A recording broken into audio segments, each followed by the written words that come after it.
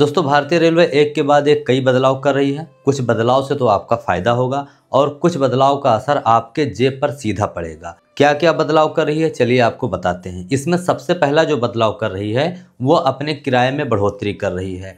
1 पैसा प्रति kilometre non AC और 2 पैसा प्रति किलोमीटर एसी वाली ट्रेनों के किराए में बढ़ोतरी कर रही है।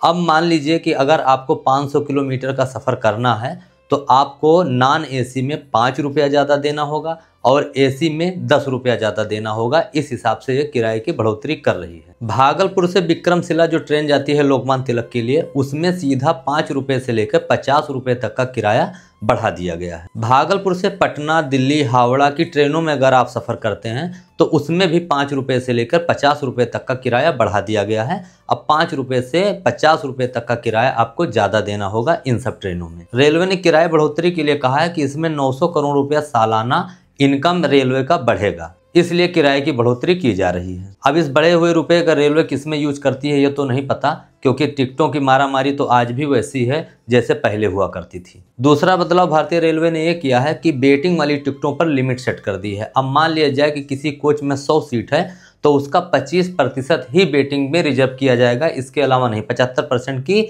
वो होगा जिनका कंफर्म और तत्काल टिकट होगा। सिर्फ 25% तक का ही वेटिंग उसमें अलाउ हो सकता है। अब वेटिंग टिकट की लिमिट सेट करने से उन यात्रियों को काफ़ी परेशानी होगी जिनके लिए ट्रेनें कम हैं और यात्री ज़्यादा हैं। जैसे उत्तर प्रदेश से मुंबई के लिए ट्रेनें कम हैं और यात्री बहुत ज़्यादा हैं। वैसे बिहार से लेकर मुंबई के लिए इस पर ट्रेनें कम हैं और यात्री बहुत ज़्यादा हैं। तो ऐसे में कुछ लोग वेटिंग बना के या कैसे भी करके वो लोग यात्रा करते थे, लेकिन अगर इस पर लिमिट सेट कर दी गई है तो उन लोगों को काफ़ी समस्या होगी जो लोग वेटिंग के सहारे यात्रा करते थे। लेकिन रेलवे का कहना है कि यह नियम हम क्लियर और ट्रांसपेरेंट बुकिंग सिस्टम बनाने का योजना कर रहे हैं, जिससे यात्रियों को काफ़ी सुविधा होगी। तीसरा जो बदलाव किया है वो मुझे भी बहुत अच्छा लगता है। तीसरा बदलाव ये किया है रेलवे ने कि अब ट्रेन डिपार्चर के 8 घंटा पहले उसका चार्ट बनाया जाएगा। पहले क्या होता था कि ट्रेन डिपार्चर के 4 घंटा पहले उसका चार्ट बनता था।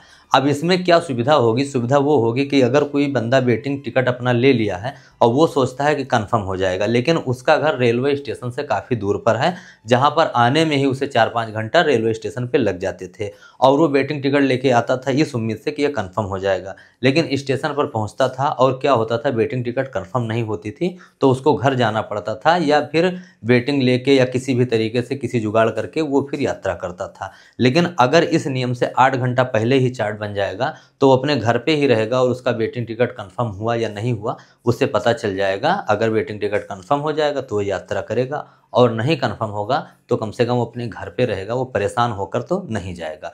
ये नियम हमें रेलवे का काफ़ी अच्छा लगा। तो यही सब रेलवे ने कुछ नियम अप्लाई किए थे जो आप लोगों को बता रहा हूँ। आपको वीडियो कैसी लगी तो लाइक और सब्सक्राइब जरूर कर दीजिएगा और कमेंट में बताइएगा कि ये इस नियम से आप पर क्या फ़ायदा होगा और क्या नुकसान होगा।